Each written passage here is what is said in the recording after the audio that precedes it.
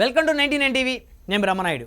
ఇకపోతే 24 గంటలు కార్యకర్తలకు అందుబాటులో మంగళగిరి జనసేన కార్యాలయం.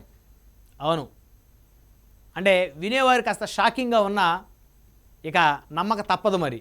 ఎందుకంటే ఆ దిశగా అడుగులు వేస్తూ ఉన్నారు జనసేన పార్టీ అధినేత పవన్ కళ్యాణ్ గారు. ఎందుకంటే చాలామందికి ఈ మధ్యకాలంలో చాలా అపోహలు ఉన్నాయి.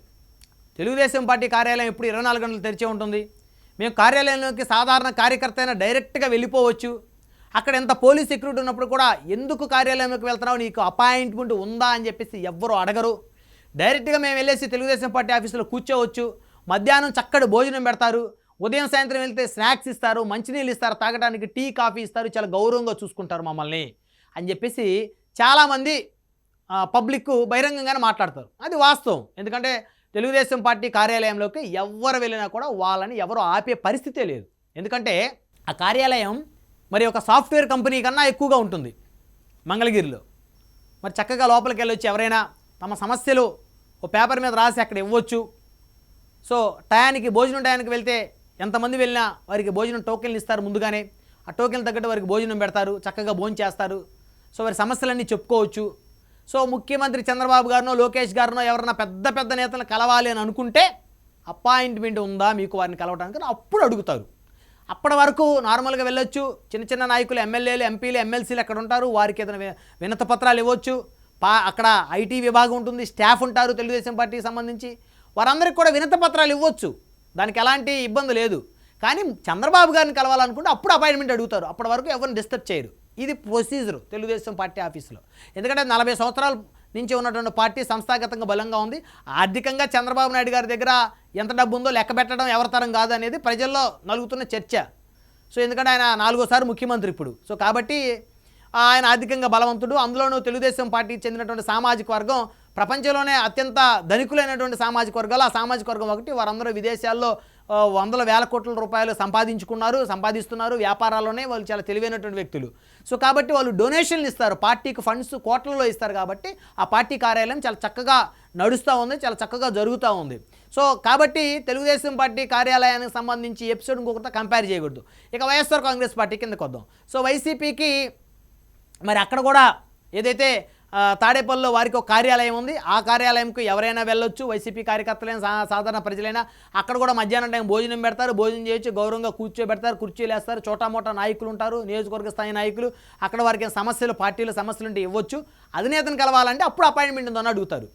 సో అది వారు లోటస్ పాండ్లో ఉన్నా లేకపోతే తాడేపల్లికి మూవ్ అయినప్పుడు కూడా అదే ప్రొసీజర్. తెలుగుదేశం పార్టీ కార్యాలయం హైదరాబాద్లో బంజారాహిల్స్ రోడ్ నెంబర్ 2లో ఉన్నటువంటి కార్యాలయానికి కూడా అదే ప్రొసీజర్. కానీ జనసేన పార్టీకి మాత్రం ఆ ప్రొసీజర్ లేదనేది ఇప్పుడు చాలామంది మాట్లాడుకుంటూ ఉన్నటువంటి పరిస్థితి. చాలామంది ఇబ్బందులు పడుతున్నారు. ఎందుకంటే మంగళగిరిలో జనసేన పార్టీ కార్యాలయం పెట్టి చాలా సంవత్సరాలైంది. సో అక్కడ గేటు దగ్గర ఎంట్రన్స్లోనే 10 మంది బౌన్సర్లు ఉంటారు. ఒక ఎమ్మెల్యే కూడా లోపలికి వెళ్ళాలంటే ఖచ్చితంగా అపాయింట్మెంట్ తప్పనిసరి. జనసేన ఎమ్మెల్యే నేనంటే అంత ఈజీగా పోవడానికి లేదు. అపాయింట్మెంట్ ఉందా, ఎవరి దగ్గర తీసుకున్నారు ఏంటి అనేది. సో అది ప్రొసీజర్, వాళ్ళ ప్రొసీజర్. ఎందుకంటే మిగతా పార్టీలు వేరు, ఈ పార్టీ వేరు. వాళ్ళ ప్రొసీజర్ వాళ్ళకుంది, వీళ్ళ ప్రొసీజర్ వీళ్ళకు ఉంది. సో కాబట్టి అపాయింట్మెంట్ ఉంటేనే ఈ పార్టీలో లోపలికి పార్టీ ఆఫీసులోకి వెళ్ళొచ్చు, చక్కగా కూర్చోవచ్చు, మాట్లాడవచ్చు. సో ఈ జనసేన పార్టీలో ఉన్న ప్రొసీజర్ ఎన్నికల ముందు వరకు కూడా.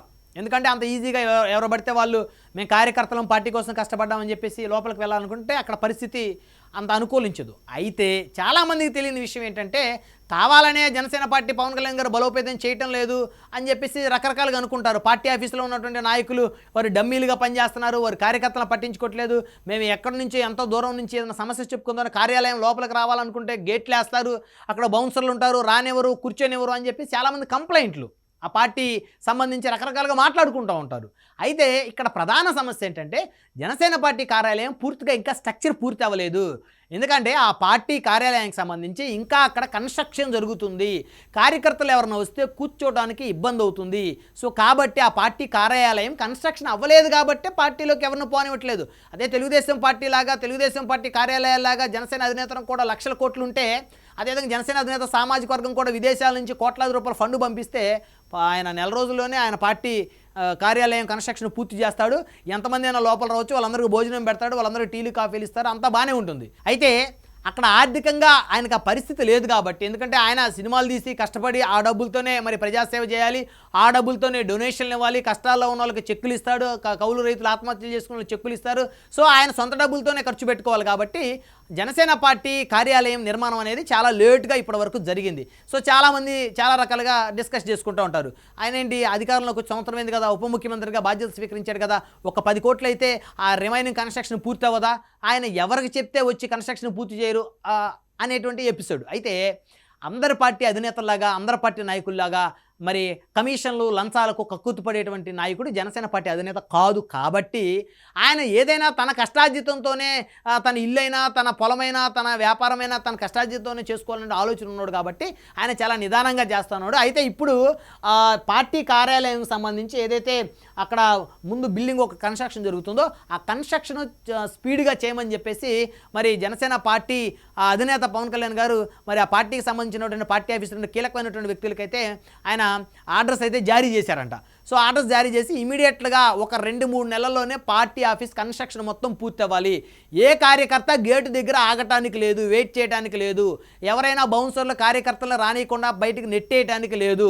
సో ఎవరైనా రావచ్చు, ఎమ్మెల్యేలకు అపాయింట్మెంట్ అవసరం లేదు పార్టీ ఆఫీసులో రావడానికి. జనసేన పార్టీ ఎమ్మెల్యేలు అందరూ కూడా స్వేచ్ఛగా పార్టీ ఆఫీసులోకి రావచ్చు. ఒక నాదెండ్ల మనోహర్ గారు, నాగబాబు గారికి మాత్రమే అపాయింట్మెంట్ లేకుండా వచ్చే ఆ అధికారం ఈ రోజుకుంది. అయితే మిగతా ఎమ్మెల్యేలకు కూడా వారు అపాయింట్మెంట్ లేకపోయినా డైరెక్ట్గా పార్టీ ఆఫీసులోకి రావచ్చు, కూర్చోవచ్చు. వారు ఏదన్నా సమస్య ఉంటే, ప్రభుత్వంలో సమస్య ఉంటే వారు కూడా వారి సమస్యను అడ్రస్ చేస్తే ఒక లెటర్ మీద రాసి పవన్ కళ్యాణ్ గారి టేబుల్ మీద పెట్టించేటువంటి యాక్సెస్ వారికి కూడా ఇస్తున్నామని చెప్పేసి ఒక హుకుం జారీ చేశారనేది మనకైతే స్పష్టంగా తెలుస్తూ ఉంది. సో ఆ కార్యక్రమంలో భాగంగానే జనసేన పార్టీ కార్యాలయం ఏదైతే రిమైనింగ్ కన్స్ట్రక్షన్ ఉందో ఆ కన్స్ట్రక్షన్ కూడా చాలా వేగవంతంగా చేస్తున్న పరిస్థితులు చాలా స్పష్టంగా కనపడుతున్నాయి. సో ఇక నుంచి జనసేన కార్యకర్తలు ఎవరో కూడా పార్టీ ఆఫీసును రోడ్డు మీద నుంచే చూసి అటు నుంచి అటు వెళ్ళిపోయే పరిస్థితి లేదు. జనసేన పార్టీ నాయకుల్ని, చోటామోటా నాయకులు ఎవరైనా పార్టీ ఆఫీస్ కార్యాలయంలోకి రావాలంటే బౌన్సర్లు ఇప్పటివరకు తోసేసేవారు. సో కాబట్టి ఇప్పటి నుంచి వారు నెట్టేసే పరిస్థితి లేదు. ఇక తొందరలోనే పార్టీ కార్యాలయం కన్స్ట్రక్షన్ ఓపెన్ కానుంది. సో ఎవరు వచ్చినా సరే పార్టీ ఆఫీసులోకి వెళ్ళొచ్చు, హ్యాపీగా కూర్చోవచ్చు. పార్టీ ఆఫీసులో మధ్యాహ్నం భోజనం ఉంటుంది. సో టీడీపీ, వైసీపీ పార్టీ ఆఫీసులో ఏ విధంగా భోజనం, ఏ విధంగా టీ, కాఫీ, టిఫిన్లు ఉన్నాయో అదేవిధంగా జనసేన పార్టీ కార్యాలయంలో కూడా అదేవిధంగా ఆయన ఏర్పాట్లు చేయబోతా ఉన్నాడు. సో కాబట్టి ఎవరైనా పార్టీ కార్యాలయంలోకి వచ్చి వారి సమస్యల్ని మరి చెప్పేందుకు వారు ఒక లెటర్ రాసి పార్టీ అధినేత టేబుల్ మీద కానీ లేకపోతే పార్టీకి సంబంధించినటువంటి కీలకమైనటువంటి నేతలు, వ్యక్తులు ఎవరైతే ఉన్నారో సో ఆయన వ్యక్తిగత సలహాదారులకు వారికి ఇచ్చేటువంటి అవకాశం పార్టీ అధినేత కల్పించనున్నాడు. సో ఇక జన సైనికుల కష్టాలు తీరనున్నాయి. ఇప్పటివరకు పార్టీ ఆఫీసులకి ఎంట్రన్స్ లేదు అనేటువంటి ఒక ప్రోపగాండా ఏదైతే ఉందో ఆ ప్రోపగాండాకు తెరపడనుంది.